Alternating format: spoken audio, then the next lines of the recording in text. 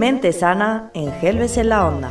Te has venido a la botica, conmigo, Jesús. Hombre, hoy he estado aquí con vosotros, el sofá está desmantelado mientras que nos reparan una pequeña obra que tenemos aquí en la emisora. Sí. Fallo técnico. Las cosas que pasan, bueno. Las cosas cuando son nuevas muchas veces pues dan algunos problemas y a nosotros nos lo ha dado. Bueno, nos ha dado una pequeña crisis, ¿no? Pero bueno, de eso es lo que vamos a hablar hoy, ¿no? Menos mal que todo tiene arreglo. Todo tiene arreglo, todo tiene arreglo. Así que hoy vamos a hablar, Jesús, lo he visto hoy en Facebook, de un tema profundo. Sí, un poco profundo. El agotamiento psicológico o la crisis existencial. ¿Y ahora qué hago con mi vida, no? Cuando te entra esto, ¿no? Bueno, pues, sabes esa sensación de vacío en la que te aparece que nada es verdad y que no tienes ni idea de quién eres, esa falta de existencialismo, ¿no? Sí. Que podríamos decir. Bueno, pues sé que no es lo más popular hablar de esto, ¿no? Puede que te dé hasta mala vibra, ¿no? Pero bueno, siento estropearte el final, pero siempre es para bien, ¿eh? Siempre es para bien y termina bien. Mentiría si no te dijera que aún albergo esa postura de vez en cuando hacia la típica crisis existencial, que se lo carga todo un buen día, sin avisar durante unas horas o un poco más, y a veces durante días, ¿no? Y que aún vivo en algún momento y grado ese rechazo, esa forma de miedo, esa decepción. Esto está mal. Sentir esto está mal. Pues mira, muchos místicos en su camino para encontrarse con Dios se han referido a un periodo de confusión, de tristeza, de miedo, de soledad, al que han denominado la noche oscura del alma, que os sonará mucho, San Juan de la Cruz, Santa Teresa de Jesús. Bueno, muchos de nosotros, aunque no seamos místicos, también tenemos la experiencia de que cuando queremos abandonar ese espacio que llamamos identidad, entramos en otro que está lleno de dudas y confusión. Pero ¿sabes qué? Lo cierto es que a mí me ha ocurrido y a veces me ocurre. De repente todo parece no tener sentido y no consigo conectar con las ganas que me empujaba a hacer, a pensar, a sentir lo que tenía un pleno sentido para mí. Apenas unas horas o apenas unos días antes, ¿no? Esa crisis existencial que le llaman. Y lo cierto es que me han confesado muchísimas personas vivir lo mismo. Y lo cierto es que por lo que he visto, parece como una cuestión de ocultarlo, o de no saber, o no saber hablar de ello, o ni siquiera identificarlo. Creo que es peor, ¿no? Además he visto en mí y en otros muchísimos el dolor añadido por el hecho de percibir esa vivencia como una cosa incorrecta, de tenerle miedo, de juzgarla, de resistirse a ella, y mucha rabia y vergüenza e impotencia. No sé exactamente si hacia el estado de crisis en sí o hacia sí mismo por sentirse de ese modo. En todo caso, es parte del camino del aprendizaje. La crisis existencial es uno de los fenómenos problemáticos que parecen no estar relacionados con las condiciones materiales que nos toca vivir. Puede aparecer en cualquier momento de la vida. Afecta también a personas con amplios recursos económicos e incluso pueden experimentarla mujeres y hombres aparentemente exitosos y con buena imagen social. Puede tenerse todo lo que la civilización occidental considera como metas fundamentales de la vida humana. Te sientes satisfecho con tu vida, te gusta tu trabajo, tienes una pareja cargadora. Todo lo que te rodea es satisfactorio, o casi todo. No hay ningún problema importante en tu vida y sin embargo cada día notas que te cuesta más tomar decisiones, que tu humor es taciturno, que no puedes concentrarte, incluso tienes problemas para conciliar el sueño y te sientes incapaz de entender qué te ocurre. Todo va bien, de hecho deberías sentirte más feliz que nunca y sin embargo en tu mente hay una especie de sensor que te indica que algo falla, que algo va mal. Crisis existencial, ¿y ahora qué? ¿Y ahora qué hago con mi vida? Pues la crisis existencial se manifiesta con sentimientos intensos de malestar psicológico, debido a que el individuo comienza a cuestionarse las razones de su propia existencia. También puede decirse que la crisis existencial es básicamente una crisis de identidad. Yo diría también que es una crisis de espiritualidad, de que si todo lo que estamos hablando todos los días será verdad y entras en ese espacio de crisis, ¿no? Ocurre cuando todo aquello que pensábamos está bajo ese control y deja de estarlo. y nuestra cosmovisión se nubla de forma inesperada y nuestra visión de la vida necesita actualizarse porque está caduca. Entonces nos preguntamos, ¿qué hago yo aquí? ¿O cuál es el sentido de mi vida? Algo que hasta el momento parecíamos tener muy claro. Casi sin darnos cuenta, un nuevo amanecer nos envuelve y hemos de salir de la zona de confort para enfrentar a la nueva realidad. Bueno, pues las crisis existenciales nos llevan a la autorreflexión y nos supone un coste emocional porque los recursos con los que siempre habíamos contado ya no nos sirven. Durante este periodo de introspección nos cuestionamos aspectos de la vida que hasta el momento no nos preocupaban demasiado, quizás porque pensábamos que lo teníamos claro. Cuando sentimos que no tenemos los recursos suficientes para salir de este vacío, la ansiedad no nos deja dormir hasta que encontremos la respuesta, es decir, hasta que encontremos una solución que nos haga recuperar esa paz interior y nos ayude a visualizar de nuevo el camino a seguir. Este camino a seguir se refiere a recuperar la propia identidad y el compromiso con nosotros mismos. Este camino, se trata de encontrar el sentido de nuestra vida, ¿no? La crisis existencial puede provocar un cambio radical en nuestra vida, pues esto puede ser la oportunidad para reinventarnos y para plantearnos nuevos objetivos. Pero cuando la persona que sufre una crisis entra en un espiral negativo en la que piensa que no tiene los recursos suficientes para superarlo, puede acabar sufriendo una depresión grave. Y no todo el mundo vive la crisis de igual manera. Unos pueden vivirla durante una semana, otros unos meses y otros unos años.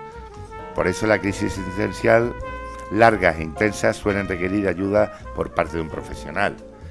Cuando esta crisis por la propia existencia se resuelve de manera satisfactoria, uno siente que ha vuelto a conectar consigo mismo y reestructura su forma de pensar. A su vez puede cambiar viejos hábitos que ya no funcionan por algunos más adaptativos y puede llegar de nuevo al bienestar. Cuando la persona que sufre esta crisis desarrolla una imagen negativa de sí misma, del mundo y del futuro y se recrea en sus creencias irracionales sobre la vida, o cuando tiene una baja autoestima o una falta de confianza en sus propios recursos, puede llegar a la desesperanza, a la indefensión, a la depresión e incluso hasta el suicidio. La forma de afrontar la crisis es diferente en cada individuo, ya que el camino a seguir para superarla es un camino al descubrimiento personal, por lo que requiere voluntad propia y conocimiento de uno mismo. Siempre hablamos del conocimiento de uno mismo. Los individuos que quedan atrapados en esta crisis necesitan cambiar su visión del mundo, pues para superarla es un camino al descubrimiento personal, por lo que requiere esa voluntad propia. Los psicólogos pueden servir de guía para que una persona descubra el camino por sí misma, pero no pueden ofrecer la respuesta a la crisis existencial. Tienen que ver con las prioridades de cada uno. Aún así, un psicólogo puede ayudar a su paciente a tener una visión más objetiva sobre esa situación. Por ejemplo, un psicólogo puede ser afectivo para ayudar a un individuo a reestructurar sus expectativas y para que se plantee proyectos en la vida más realistas. Puede aportar herramientas para la aceptación de uno mismo y la correcta gestión emocional. Y puede ayudar también a desarrollar estrategias de afrontamiento más eficaces y adaptativas, que no solo serán positivas para superar la crisis, sino para empoderar al paciente en el día a día.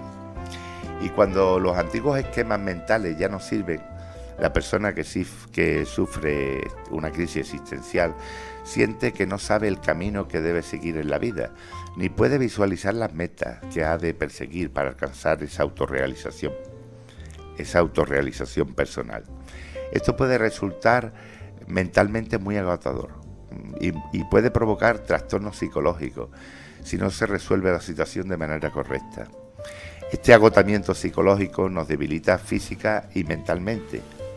Es una dimensión que surge como resultado de los demasiadas decisiones, demasiados pensamientos intrusivos, demasiado trabajo, demasiadas obligaciones, demasiadas interrupciones, demasiadas ansiedades, y a su vez también el reflejo de muchos pocos poco tiempo de calidad para uno mismo, pocas horas de sueño y poca calma interior. Y todos hemos experimentado alguna vez esta sensación, este desgaste a todos los niveles. Es importante tener en cuenta que un cerebro fatigado, agotado psicológicamente, trabaja y responde a los estímulos de otro modo. Así como dato curioso, el neurocientífico Matthew Walker pudo demostrar a nivel de laboratorio que las personas mentalmente cansadas tienen una percepción más negativa de su realidad y además son mucho más sensibles a nivel emocional. A veces simplemente te cansas, te quedas agotado y sin fuerzas en ese rincón solitario del desánimo, donde todo pierde su razón de ser, su brillo y su espontaneidad. Por otro lado, un aspecto que a veces nos lleva a errores es llegar a pensar que ese agotamiento psicológico se debe en esencia a una acumulación de errores, de malas decisiones, de fracasos de sesiones. Esto no es cierto. La mayor parte de las veces el cansancio es el resultado directo de un volumen desmesurado de tareas y actividades que asumimos sin percibir que nos superan. Y todos hemos oído aquello de que la percepción de nuestra realidad depende a veces de cómo vemos el vaso, si medio lleno o medio vacío. Sin embargo, y en relación al tema, podríamos formular la pregunta de otro modo. ¿Y tú cuánta cantidad de agua podrías soportar si tuvieras este vaso en la mano? A veces basta con una sola gota de más para colmar el vaso y llegar al límite de nuestra fuerza. Si tuviéramos un observador externo en esta historia, nos podría explicar varias cosas que te servirían de ayuda. Una de ellas es que tienes la sensación de que están ocurriendo demasiadas cosas a la vez en tu vida. Y en esta época de nuestra vida vivimos unas situaciones muy parecidas continuamente. Nuevos proyectos profesionales y personas a las que satisfacer. La consolidación de una etapa personal donde deseas, o mejor dicho, te exiges que todo sea perfecto. Todo ello da forma a una constelación donde muchos pocos hacen un demasiado en tu cabeza y poniendo en peligro tu capacidad de control. Tu agotamiento mental es evidente, además de desgastante. Veamos a continuación cómo impacta en nosotros la fatiga mental. Los signos y consecuencias de ese agotamiento psicológico. Bueno, primero la fatiga física y la pérdida de energía. Esa sensación de agotamiento llega a veces a alto nivel, que es común levantarnos por la mañana teniendo la firme convicción de que nos vamos de que no vamos a poder con nuestra jornada. Después, otro de los síntomas también es la pérdida de memoria, y no es por el alcohol, esto es por el agotamiento psicológico. Suele producir una alteración cognitiva llamada efecto desinformación.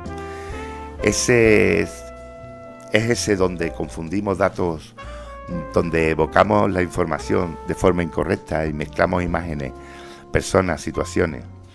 Otra es el insomnio. Al principio es común sufrir súbitos despertares por la noche, pero más tarde podemos experimentar serias dificultades incluso para conciliar el sueño. Entre los síntomas físicos es común experimentar palpitaciones, problemas digestivos, cefaleas, pérdidas de hambre o aumento o excesivo de apetito. Y a nivel emocional es muy característico el sentirnos más sensibles, a la vez que apáticos, irritables y pesimistas. Asimismo, otra característica común es la anedonia, es decir, la incapacidad de sentir placer, de disfrutar de las cosas tanto como antes. Ya no nos ilusiona la vida se nos vuelve más gris y el mundo se queda suspendido en un horizonte lejano, donde solo escuchamos su rumor desde la distancia. Bueno, ¿cómo tenemos que afrontar este agotamiento psicológico? Pues mira, decía Eric Hoffer que el peor cansancio llega por el trabajo no realizado, y es una gran verdad. En ocasiones el auténtico agotamiento se conforma por todo aquello que queremos hacer y no hacemos, por todos esos objetivos cotidianos que nos proponemos y que nos sobrepasan, a los que no llegamos, los que quedan frustrados porque nuestro nivel de exigencia es tan alto y las opresiones del entorno desmesuradas. Al final sucede la gota que colma el vaso, y el vaso ya pesa en exceso. Es entonces cuando todo se nos va de las manos. Así lo que deberíamos hacer en estos casos, y antes de nada, es tomar conciencia de lo que está sucediendo. El agotamiento psicológico está ahí y debemos evitar que la criatura o el monstruo se haga grande, más oscuro y más opresivo.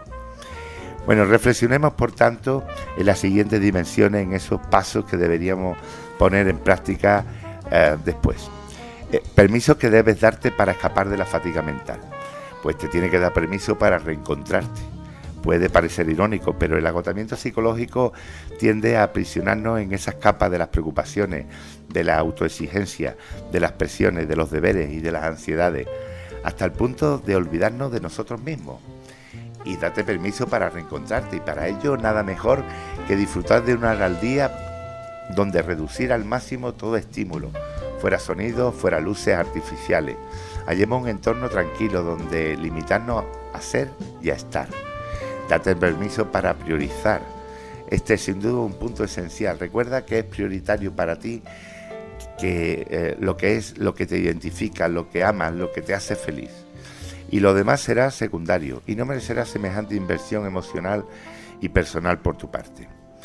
Date permiso para ser menos exigente. El día tiene 24 horas y la vida, lo queramos o no, tiene una cuota limitada. Aprendemos a ser realistas, a aprovechar el tiempo, sin ponernos presiones, listones altos o el deseo de que todo sea perfecto. A veces basta con que todo sea igual que ayer, con su equilibrio, humilde y tranquilo. Sabemos que nuestra realidad es cada vez más demandante, que a veces queremos llegar a todos y a todo, y sin embargo no está de más recordar una idea. Estamos hechos de carne y hueso, de piel, de corazón y de pensamientos psicológicos que deben nutrirse también de tiempo, de calidad, de descanso, de calma y de ocio. Y aprendamos a priorizarnos, a cuidarnos como merecemos. Bueno, hay un proverbio chino que lo define muy bien. La atención es quien crees que debería de ser, la relajación es quien eres. Y de todas estas estrategias que buscan reducir el impacto físico del estrés, la técnica de relajación muscular progresiva de Jacobson es una de las más eficientes. Si queréis lo podemos practicar aquí, no sin antes aclarar una cosita también. La relajación progresiva de Jacobson nos permite focalizar toda nuestra atención en una serie de ejercicios musculares donde poco a poco se alivian las tensiones y ante todo esas ideas destructivas que generan malestar e indefensión. Ya lo dijo Wayne Dyer, no hay estrés en el mundo, solo gente creando pensamientos estresantes y luego actuando sobre ellos. Bueno, pues la técnica de relajación muscular progresiva de Jacobson es una secuencia de relajación. Perdón. Lo primero que haremos es encontrar una posición cómoda, quítate los zapatos y cuida también de que la ropa no te oprima. Extiende los brazos sobre las rodillas e inicia esta sencilla secuencia de relajación. En las manos, cierra tus manos fuertemente hasta sentir la tensión. Mantén esta posición durante 10 segundos y poco más. Y poco a poco ve liberando uno por uno cada uno de los dedos sintiendo esa relajación. Los hombros. Es muy sencillo. Lo que haremos en este caso es encoger los hombros suavemente hacia arriba, hacia las orejas. Siente la tensión por unos momentos. Mantén esta posición durante 5 segundos y después libera y siente el descanso. Esto hay que repetirlo 5 veces. Si alguien quiere que se lo envíe por correo electrónico o algo, mi correo electrónico es jesunmolinaisbel@gmail.com. Los amigos ya lo tienen, ¿no? Bueno, el cuello también. Seguidamente llevaremos el mentón hacia el pecho unos segundos. Después, relájate. Baja la cabeza hacia el mentón. La boca, ahora abriremos la boca y menos mal que esto lo hacemos en privado porque extenderemos la lengua tanto como sea posible durante 10 segundos. Después, relaja. Y después, en lugar de sacar la lengua hacia afuera, la llevaremos contra nuestro paladar. Siente la tensión y relaja. Y la respiración. Continuamos con nuestro ejercicio de relajación con un sencillo ejercicio de respiración. Coge aire durante 5 segundos, reténlo durante 6 y exhala durante 7. Simplemente muy fácil. La espalda con los hombros apoyados contra el respaldo de la silla, inclinamos un poco el cuerpo hacia adelante, de manera que la espalda quede arqueada. Mantenemos esa posición durante 10 segundos y después nos relajamos. Y los pies, terminamos nuestra secuencia centrando la atención en los pies. Estira los dedos, por eso hay que quitarse los zapatos, como si intentaras ponerte de puntilla. Nota la tensión durante 10 segundos para después soltar y percibir la relajación. Y bueno, así la relajación muscular progresiva funciona y puede convertirse en tu mejor estrategia. Esto deberíamos de acostumbrarnos a hacerlo habitualmente. Antes de acostarnos por la mañana, porque cuando lo hacemos más de 21 días se hace un hábito. Valorar lo que nos está sucediendo como una gran oportunidad para nuestro crecimiento y evolución. No perder tiempo y haciéndonos preguntas del estilo: ¿por qué me siento tan mal? ¿Qué puedo hacer para sentirme mejor? Este tipo de preguntas son una trampa para que llevemos nuestra atención a las emociones y sigamos atrapadas por ellas. Tenemos que hacernos preguntas distintas como: ¿para qué me está pasando esto? ¿Qué hay de estupendo en lo que me está pasando? ¿O qué es lo extraordinario que voy a descubrir? Hacen que nuestra atención se posicione en la búsqueda del camino de salida y no se quede envuelta en una serie de disquisiciones que no llevan a ningún sitio y solo nos mantienen atrapados. Martin Luther King lo describió así: cuando mi sufrimiento se incrementó, pronto me di cuenta de que había dos maneras con las que podía responder a la situación: reaccionar con amargura o transformar el sufrimiento en una fuerza creativa. Elegí esta última. Y Albert Einstein, que además de ser un científico excepcional, nos dejó reflexiones muy interesantes, dignas de reconocimiento. Él habla de la crisis como una nueva oportunidad, como una bendición que puede sucederle a personas, a organizaciones y a países, porque trae consigo progresos. Explica que los grandes descubrimientos y estrategias surgen de la angustia, que quien supera la crisis se supera a sí mismo, sin quedar superado, y si supera esta etapa de tu vida, percibes que has crecido como ser humano y que ahora eres más fuerte y más preparado para afrontar las dificultades que se pueden presentar en el día a día. Bueno, ya me estás haciendo señas de que vamos justito de tiempo. Vamos bien, ¿no? Vamos bien, bueno. Se me olvida otro tema también, por supuesto, el mindfulness, el yoga, todas estas terapias nos vienen muy bien, ¿eh? Y bueno, mindfulness es esto, y lo que he explicado más o menos también es como el Kundalini Yoga. Sí. Bueno, el cuento es sobre el sentido de la vida, nunca mejor dicho, ¿no? Sobre la crisis existencial. Y me encantan los cuentos. Hoy quiero compartir uno sobre el sentido de la vida, cómo lo buscamos y cómo lo encontramos. Dice Claudio Naranjo, que es un referente dentro de la terapia gestal y psicología transpersonal y del eneagrama, por supuesto: las grandes cosas no se pueden poner en forma de un cuento. Las grandes cosas que no se pueden poner en forma de un cuento es muy discutible que valga la pena decirlas. Y por eso siempre contamos un cuento. Claro. La sencillez y profundidad de un cuento muchas veces nos llega más que una sofisticada teoría. Un cuento nos explica un viaje interior de un personaje con el que encontramos cosas en común. En este caso os cuento qué pasó en la vida de una princesa algo caprichosa. Érase un rey que tenía una hija. La princesa llegaba a la edad adulta y el rey decidió que ya era hora que se fuera a vivir sola. Organizó un concurso que se llamaba El hogar ideal para la princesa. El ganador se podía llevar un premio muy grande, de 10 cofres de oro puro, 10 vacas y 100 caballos. Los más grandes constructores y arquitectos del reino empezaron a crear un hogar ideal pensando en la princesa. Uno de ellos, un hombre con mucha experiencia en la construcción militar, construyó un castillo de piedra con varias torres sólidas y robustas. Alrededor de él había situado varios guardianes para su mayor protección.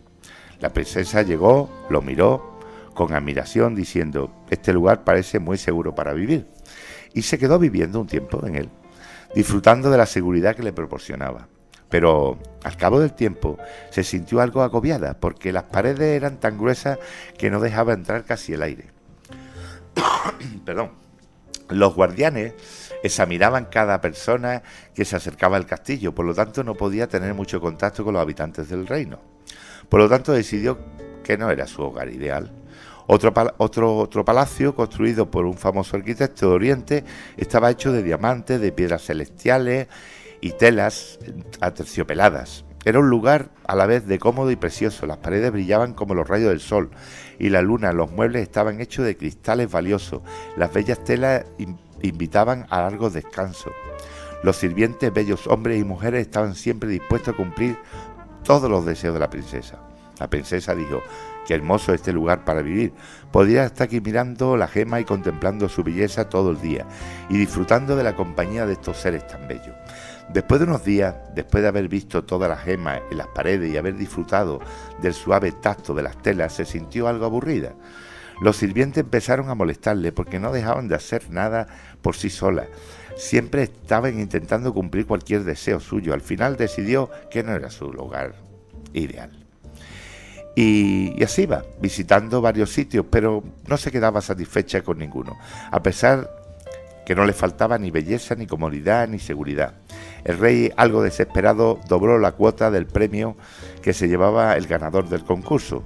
Un día se presentó en el palacio un joven vestido de ropaje pobre y anunciando que había preparado un lugar ideal para la princesa. Los sirvientes del rey se rieron. ¿Qué puedo ofrecer tú, pobre diablo, a una nuestra princesa? Acompáñeme, dijo el chico. Y fueron el rey, sus consejeros y la princesa a ver el lugar. Pararon frente a una modesta cabaña de madera rodeada de un jardín. Los consejeros empezaron a burlarse del chico. ¿Cómo puedes pensar que la princesa podría vivir aquí? Al fin y al cabo se trata de una princesa y no de ninguna campesina. Pero la princesa, aún así, quería probar. Descubrió que había un huerto donde no crecía nada y allí empezó a plantar flores, vegetales y árboles frutales. Se ocupaba del cuidado del jardín, cortando las ramas y fertilizando la tierra. El jardín florecía, los árboles daban sus frutos y la princesa podía ver cada día los resultados de su trabajo. El jardín siempre estaba abierto a todos los habitantes. Los habitantes del reino venían a buscar hortalizas, verduras y frutas y se deleitaban de su sabor. A veces venían tempestades, a veces plagas que exigían más atención a la princesa. A veces acababa muy cansada, pero a pesar de esto y con sorpresa para todos, ella se quedó allí. Dijo a su padre: mi jardín, al contrario de un castillo o palacio, nunca deja de crecer. Siempre puedo plantar algo, cada día es una aventura y puedo compartir con todos los frutos de mi trabajo. Este es mi hogar ideal. El rey entendió y entregó el premio al chico joven y dicen que este se casó con la princesa y juntos cuidaron del jardín durante muchos años. En el fondo, la clave de nuestra existencia está en dotar de significado las acciones que llevamos a cabo para lograr una vida plena y con sentido. Colorín colorado, este cuento se ha terminado y hasta la próxima semana. Hasta la semana que Un viene. abrazo. Hasta luego.